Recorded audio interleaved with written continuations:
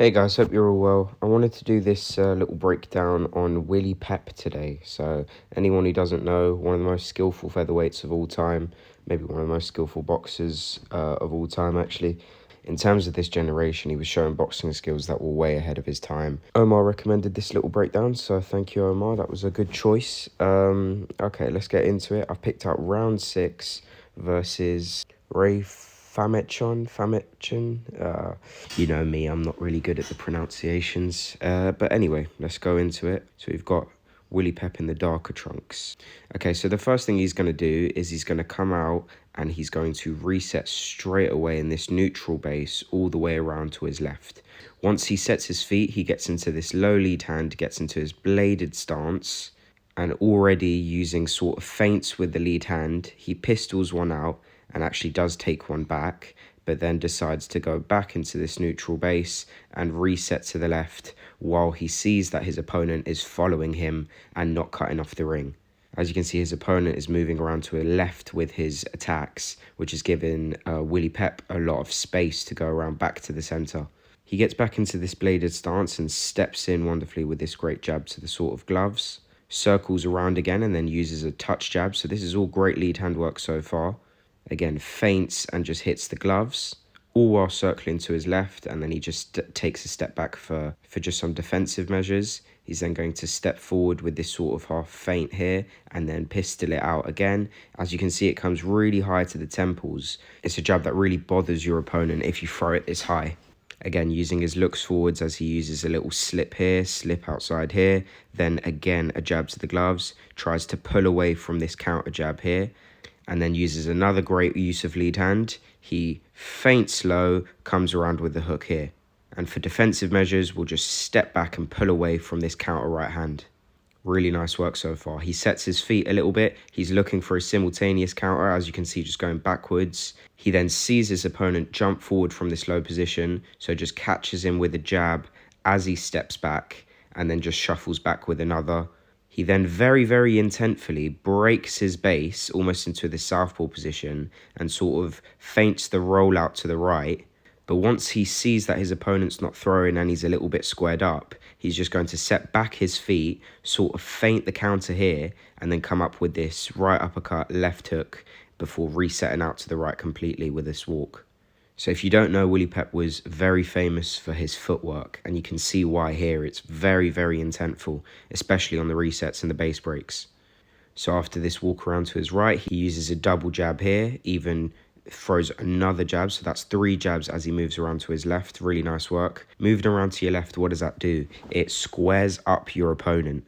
Here again, after the short reset to the left, gets back into this bladed guard and is just going to pistol out another jab. As you can see, he's keeping a lot of space. He can see the counter coming and then just pulls away, shuffles back, almost glides into this left reset.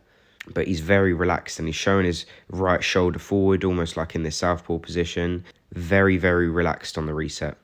He sees his opponent feint. He again just uses some relaxed defensive measures. And then what he's going to do is going to set his feet, feint the counter, misdirect to the right, and then reset to the left. He stops his feet again and decides to just explode forward with this left-handed shot. So he's seen that he's missed and is pretty off balance here. But this is nice work because he's obviously overcommitted here. And he sees his opponent in this low and dangerous position. So he straight away finds his feet again. He uses both hands on his arms to make sure he's locked in place and can't counter. So they break away, and the first thing he's going to do, go straight back into his lead hand. Wonderful lead hand work here. Just a nice double jab to the left. A lot of this is the same. He resets again. He feints out his lead hand. As you can see, his lead hand rhythm here, it's never static. It's just moving barely. And then he's going to commit to another jab and take one back. But the interesting thing here is he's never letting off his lead hand. He's constantly working his lead hand. He's not stopping just because he's taken a jab here. And every time he does take a jab, he actually does almost always just reset to his left, make sure he has a little bit of extra space so that his opponent can't get the range right. He's stepping back here, trying to pull away from the jabs here. Again, circling around slowly around to his left, trying to keep the range and just point score with the jab. Here he actually changes it up a bit and sort of hooks it around, which is a really wonderful shot, and then straight away back into a feint, which makes his opponent reactive. He's then using some great looks here where he's using his left arm and his slips at the same time. Tries to pull away, again takes another jab, so what does he do? Back off, break his base, reset to his left. In this sort of neutral base, he sort of prefers the southpaw position, and as he sees his opponent squared up, he's just going to try to come forward with the hook. Again misses, but because his opponent's out of range, he knows this, and then gets back into this sideways on guard here.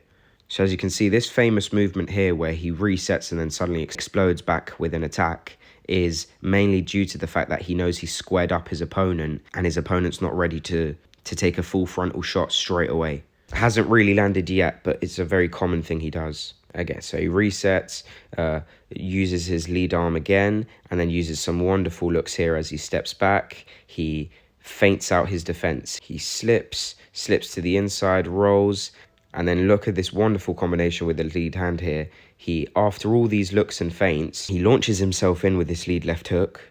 He sees his opponent pull back from it, so he knows the next best thing would be to jab in the middle, wonderful jab, and then sort of rolls out to his right.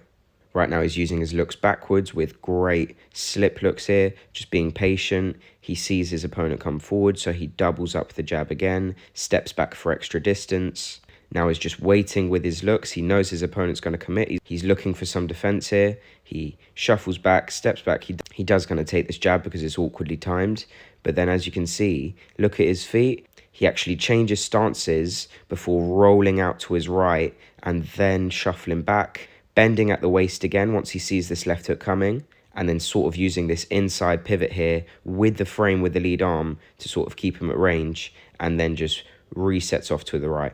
His opponent's still in front of him, so he needs to give him more to think about. So he's going to decide to say, okay, I'm gonna use a counter straight away off the reset. I'm going to be here. He's going to feint me. I'm going to slip, and I'm going to throw my uppercut. It doesn't land, so what does he do? Uses his right arm as a frame, and then just holds it in place, stifles the counter. Once it is stifled, just shuffles back, and then just waits a half second before feinting and using his jab around to his left again. Constant jabbing. I really do like it. I mean, this is really lovely boxing. As you can see, he's moving around to his left here, using some looks. Again, jabbing. Once the threat of the counter is there, he shuffles back and adds another touch jab just to that range. He then breaks his base, misdirects around to his left, and then rolls out around to his right just as a feint. Walks over, and again, just bothers the guard, jabs the gloves, and then feinting low to the body before coming up with this right uppercut here and a jab on the end of it. He sort of gets hooked on the way in and loses his balance. So it's very interesting recovery. His opponent almost pushes his head down here. He's low. He doesn't really know where he's going. He shuffles out a little bit in this southpaw stance, sees the left hook being loaded up, and then just bends at the waist, lets his opponent smother his own work. Now they're sort of on this clinch here. His opponent's trying to roughhouse him and hold his head. But you can see Willie Pep just get his arms on the inside, just sort of get into this wrestling position on the inside, lock in his opponent's lead hand under his armpit, but then his opponent's quite strong and manages to pull away before landing this left hook here. Now is Willie Pep in a little bit of trouble? He's in the ropes here. He's going to try to jab forwards and use it as a frame, but gets caught with this right uppercut, which definitely comes with that range. He forces the reset out to his left, then misdirects and tries to bend at the waist low. You can see him here being this square guard here. As soon as he sees the right hand coming, he gets sideways on to defend it, and then just holds his opponent's arms in place, just waiting for the referee to say something. Very good measures taken when he was a little bit in danger there. So the first thing he's going to do is back off and then move around to his left a little bit. Again, uses this double flicking jab around. A single jab followed by a reset here.